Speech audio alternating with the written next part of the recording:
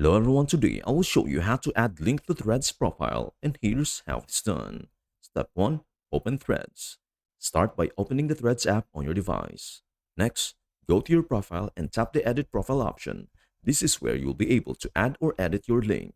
In the provided text field, you can paste the URL you want to include. If you're an Instagram user, you also have the option to import a link from your Instagram account. Simply paste the URL of your choice into the field.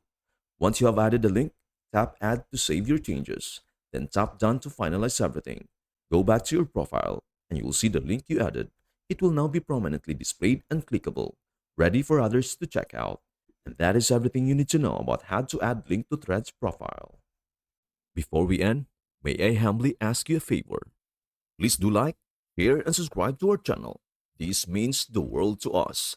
Thank you so much for watching. We hope to see you in our next video.